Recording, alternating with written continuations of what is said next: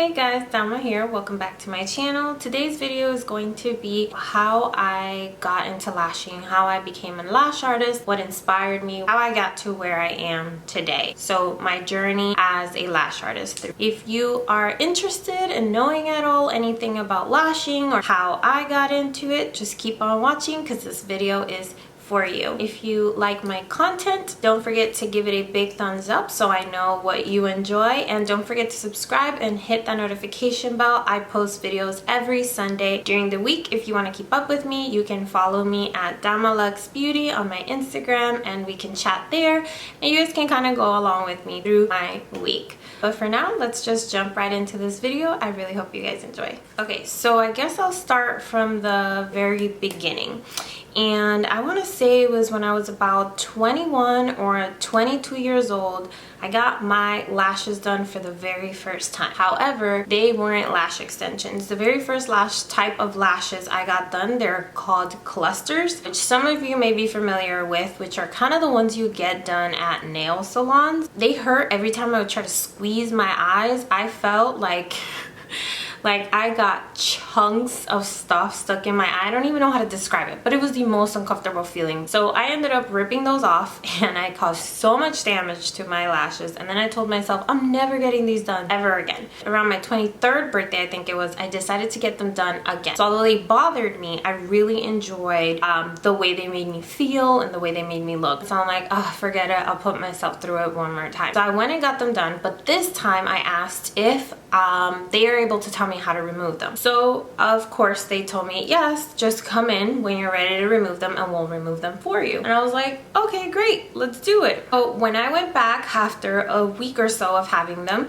when they kind of started falling out, I went back to get them removed. I don't know what in the world this lady was using to remove the lashes, but whatever it was burned so bad. And I'm over here telling her like, oh my God, this is hurting me. You have to be doing something wrong. Like it really, really burns. And she's like, no, it's okay, honey. It's supposed to burn. Just hang in there. I was like, what? Are you kidding me? This is ridiculous. I know beauty hurts, but my goodness. Like I know I've heard of people who have gotten clusters done and they apparently use acetone to remove lashes. I don't know what this lady used to make. Could have been acetone. I mean, I am lucky I didn't lose my vision. But anyway, so after that, I kind of started doing my research because I'm like, I am a super research person. And I'm like, there has to be other options out there. So I found this place in Orlando that were doing lash extensions when I learned what lash extensions were, which were different. They were doing it, I think at the time, for about $80, but I was a college student and I was working part-time. So I was like, no, I'm not gonna pay $80 just to get lashes done.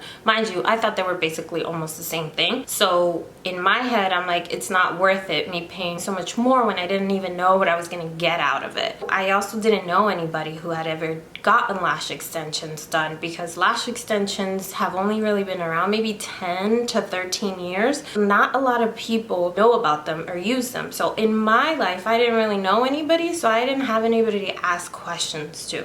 So I just told myself, whatever, I won't do them. I let it go. So now to kind of what I was doing in life. So around that time, I kind of graduated college and I was working part-time as a receptionist. So I decided to take on my job full-time while I was kind of in the market searching for jobs related to my degree. Most of you don't know, but I have a bachelor's degree in psychology. Loved the whole experience and I did really enjoy going to school for psychology. But somewhere along the line, right little after I graduated, that I kind of started looking into jobs and everything, I kind of became a little discouraged because I needed to go back to school to get my master's degree, but not very happy about having to take an entry exam to a master's program. I was more just freaking out because I am so hard on myself. I was such a nerd in school. I mean, I graduated with honors and always on the dean's list in college, meaning kind of like being honor roll, like in elementary school, middle school. I don't even remember if they did this in high school because also I was homeschooled all through high school. But that's kind of like when you just get all A's and B's and then you are in the honor roll. So in college, it's called the dean's list. So yeah. So I decided to maybe try and get a job in the field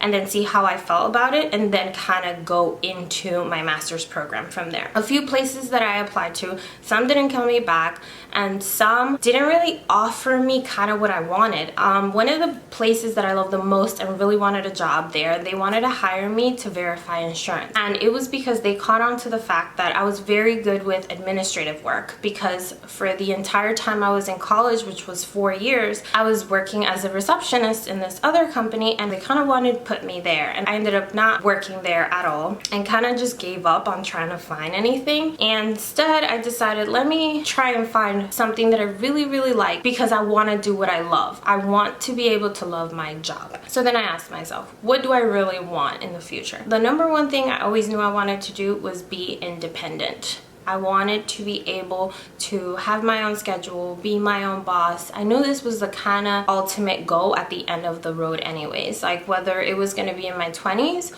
or in my 40s, my goal in life has always been, I want to be a businesswoman. I did always say, if I wasn't going to become a fashion designer and have like my own clothing line and do my own thing, no matter what it was that I went for, it was all going to always be my own business. Around that time where I'm trying to discover what kind I want to do, to try and find my niche, I kind of turned to life insurance. So I ended up getting my license in life insurance, and I became a financial advisor and life insurance agent. And even though I think it's so great, and I feel like everybody should have life insurance and retirement plans in place other than through their jobs, and investment funds, mutual funds, and all these things kind of situated, I still didn't feel like going out there and selling life insurance was my thing.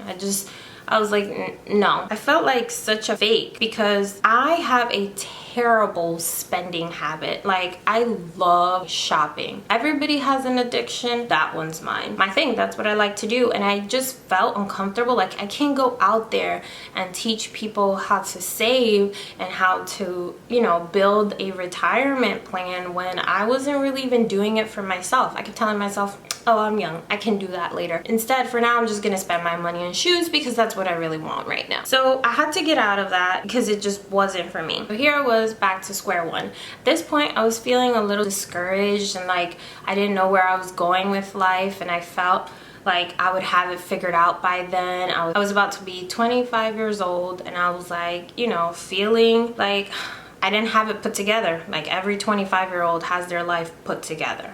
But you know, when you are at that age and you don't know any better, you really think you're the only one behind. One day I went to go visit my mom at work, and I saw that her coworker had lash extensions. Oh, beautiful. That was my first time seeing someone that actually had lash extensions, and I was in love. So I started asking her a bunch of questions about it. As it turns out, her daughter did them for her. She suggested I pursue becoming a lash technician. When she said that to me, I was like, what? Like, that thought had never even crossed my mind. I was asking because I wanted to get them done. I said, you know what, sure, send me the information, I will look into it. And so she did. I kind of looked over it. So I decided to sign up for my very first lash course with no real clue on how it even worked. I didn't know if I'd like doing them, like if I'd enjoyed it. In the website that I found to go sign up for the course, it kind of gave me a brief summary description, but honestly, I didn't really look more past it. It's just ridiculous because taking lash courses are not cheap. But because I'm so good with just spending my money, I didn't even look into it. I was like, you know what, sure, let's just do it. So I just went in there telling myself I was gonna do my best, I was gonna learn about this, figure it out, see if it was something for me. If not, because I liked studying, it was just another thing I learned in life, another license, another degree, another certification, whatever it was. So I went and took my course, and turned out I was in love. The fact that it was so detailed, the luxury, the results, the satisfaction that it gave me, oh my god, I found my niche. I was like, this is it. This is what I want to do. But it was so hard. Lash extension, you guys, is not for everybody. Let me tell you. I saw 2 girls walk out of the class that day because it is so detailed and it takes so much time to learn how to do it. You're not born with it as a gift. No one out there can just start putting lash extension and bam, they got it. This is something that is learned. You have to put in the time and practice.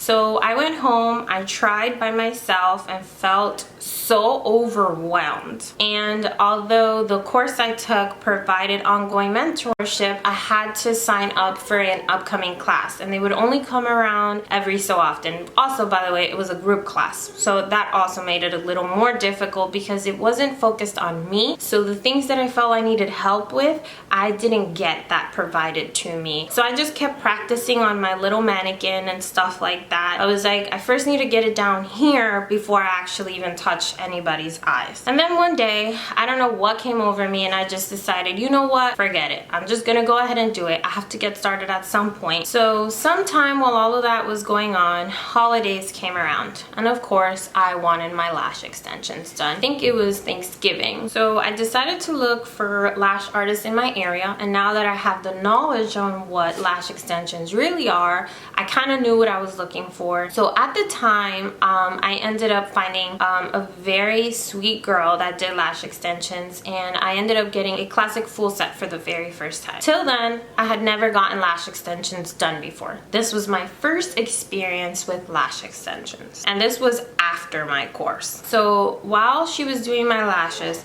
I asked like a billion questions. I kind of took it as my time to actually have someone give me a little bit more information. Someone who's experienced in it. I was trying to get at also like, why is it taking me so long to figure this out? Like, I feel like this is taking me forever.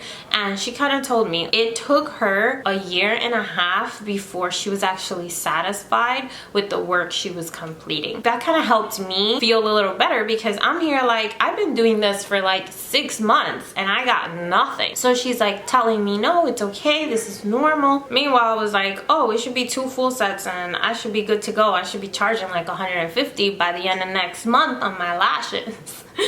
Yes, the impression I was under. 2019 came in, and all of 2019 I was just lashing. I gave away like 50 free sets of lashes like the first quarter of 2019, trying to get all my practice on and trying to do as much as hands-on as possible. By mid-April, I was like, you know what, I really should start charging for these because half of these people just keep coming back, and it must be because I'm doing something right. I didn't have anybody overlook my work, but I started kind of comparing my work to other lash artists because I wouldn't know, when are you good enough? You know, when should you start charging? I didn't want to rip people off. I went from it taking me 4 hours to do a full set to do it in 2 hours or a little under that for a classic full set. So I was like, I really should start charging for this, but where do I start? So I wanted to get with other lash artists on it. I wanted someone's opinion on the matter. So I came across this really sweet girl named Francesca. If you're watching this, girl, hey. She invited me, I don't even remember how I came across it. She was hosting lash socials for Sugar Lash Pro. So she was hosting a lash social, I think that following month. I was ready to ask a billion questions. I was ready to put myself out there. I don't care how stupid I sounded, but I needed insight on this. And so I was super excited about it. I ended up going. It was so fun. I met other girls there that I also made friends with, and it was such a nice experience. So I kind of got the courage to kind of talk to other artists from there, and I decided to sign up for a refresher course with Val, Allure by Val. She's actually my best friend, and it's kind of crazy how all of that happened. Anyways, I won't get into that stuff. But the fact that I had a one-on-one course with her helped me. She taught me everything there was to know about getting into the business part of it, because all I knew was how to be an artist. Like, I had to been hired by somebody in order for me to lash, because I didn't know how to start my own business. As much as I was looking into it, I had no idea, and it was so overwhelming. But she made it crystal clear, and I was able to, by November, officially make Dama Luxe Beauty a business, a legal business in the state of Florida. Around that time, I also completed esthetician school. I started my business at home where kind of was already working out of, and by then I had been charging, and I had returning clients that would come in for their fills every 2 weeks. And then around that time, I also ended up taking the volume course. So I was getting practice of both. I was getting clients in and out. So by the time I decided to start my business, I was at that point where I was comfortable, you know, and I had people who would call me all the time like, hey, I want to go get my lashes done with you. Everything was going so well. I was so happy. When December came rolling around, I felt like if I wanted people to take me seriously and pay the price point that I wanted to charge, I was going to have to get out from my home and actually work out of a location.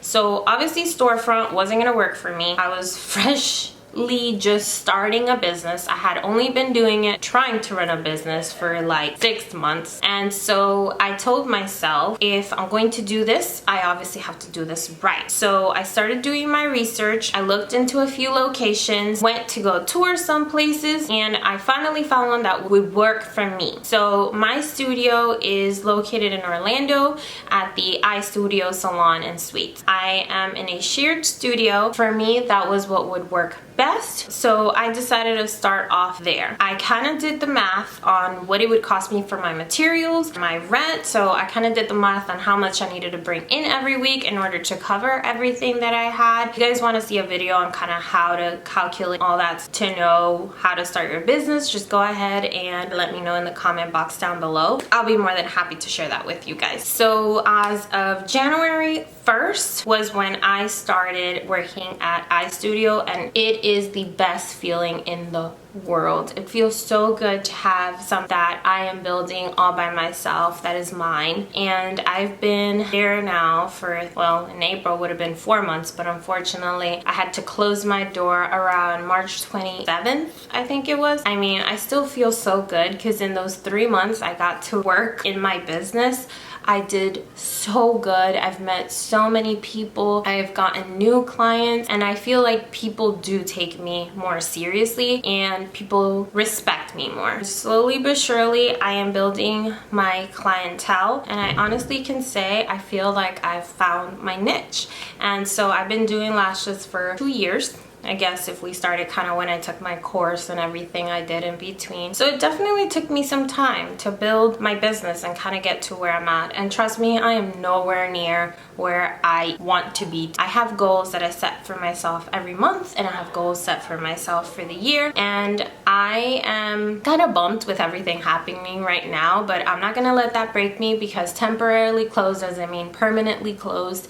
But I am so ready to get back to business, continue building my business, continue creating lash looks, making women feel beautiful, because that is my main reason why I love doing it so much. Just seeing the expression on my clients' face when it's their first time getting lash extensions, I just love the way they lit up. It just fills my heart, and I love it, and I can't wait to keep doing it for the rest of my life. That's kind of it for me, you guys. That is my lash journey. It has only begun. I have forever to go. Who knows where life is going to take me from here. I'm hoping to start as a lash educator pretty soon. I am hoping to kind of start up a store for my business. I have lots of things planned out. If you guys want to check out my website, please go ahead and do so. I will link it down below. Also, if you like my makeup look, stay tuned, because I will be uploading a video on how I created this